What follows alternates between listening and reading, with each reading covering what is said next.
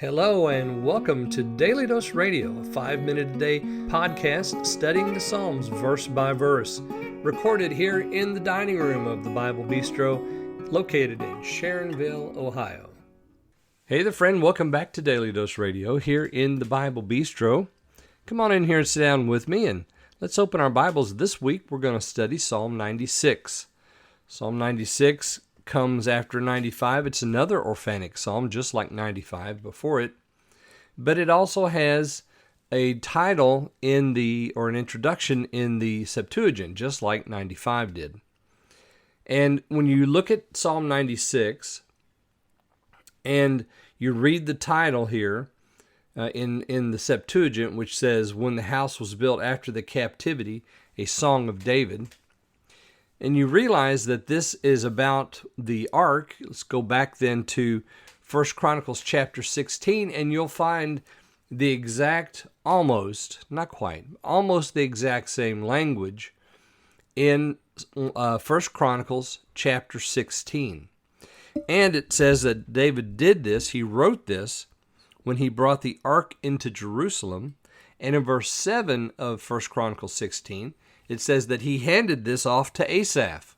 So we know Asaph, we know David, we've seen Psalms of Asaph. So Asaph is the curator of this particular psalm, and this is when David brings in the ark. And so you can read 1 Chronicles 16 and the song that they sang when the ark was brought into Jerusalem, which is exactly like, well, as I said, almost exactly like what we have here in Psalm 96. So if you're going to do a comparison, look at verse 23 in 1 Chronicles 16 and read down through verse 33. And you'll see that it is very much like, almost the same as, verses 1 through 13 here in Psalm 96. Now there are some differences. There are some lines in the psalm that we're going to read this week that don't occur in 1 Chronicles 16.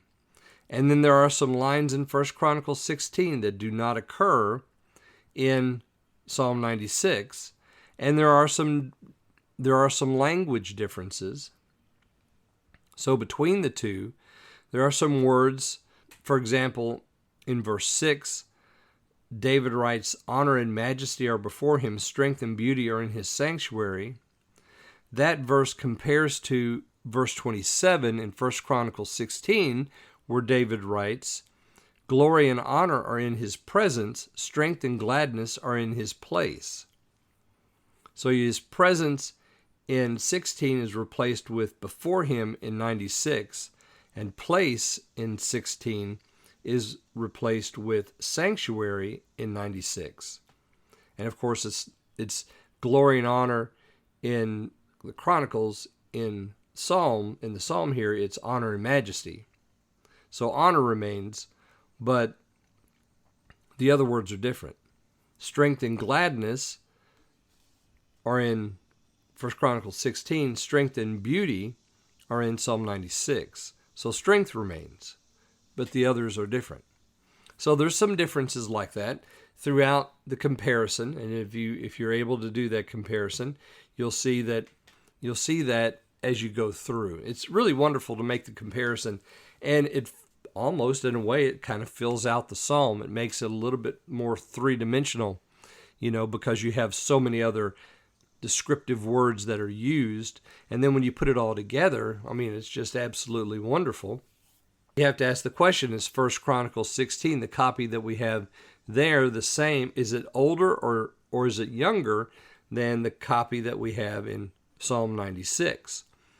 Or were they just different altogether, and Psalm 96 was written off of the song that David wrote, but it was changed slightly, perhaps for worship time in the temple or the synagogue?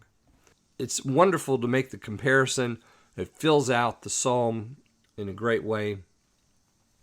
So here we have, and I'm going to read today verses 1, 2, and 3. "O sing unto the Lord a new song, sing unto the Lord all the earth. Sing unto the Lord, bless his name, show forth his salvation from day to day. Declare his glory among the heathen, his wonders among all the people. So in Psalm 96 we have, sing unto the Lord a new song, sing unto the Lord all the earth. So the first line of 96 is not in 1 Chronicles 16. Sing unto the Lord all the earth is where 1 Chronicles 16 begins. But here in 96, he says, sing unto the Lord a new song. Well, we've seen that admonition to sing a new song in the Psalms prior to this. We saw it in Psalm 33 and in Psalm 40. We also see it coming up in 98, in 144, and 148. The command to sing a new song it's not new to us, and we're going to see more of it as we go further in the Psalter. But as I'm sure I mentioned it in Psalm 40, what we have here is a direct tie to what we see in the book of Revelation in chapter 5, verse 9. Because there, the gathered church sings a new song. And so the new song is going to be sung, and it's going to be sung by all the redeemed when they stand before the throne of God. Also, in chapter 14, we have another group standing before the throne singing a new song. So singing dominates here. Sing twice in verse 1, sing once in verse 2, and in verse 3, declare his glory among the heathen. So singing would be implied, I think, there in verse 3 as well. So get your songbooks out. We're going to be singing this week. And tomorrow we're going to look at verses 4, 5, and 6, and we'll talk about the reason why. Why are we doing all this singing and declaring? So join me then here on Daily Dose Radio. Thanks for listening to Daily Dose Radio. For more fresh and delicious Bible studies, podcasts, books, and more, check out the Bible Bistro online and on YouTube. Join me again next time for Daily Dose Radio.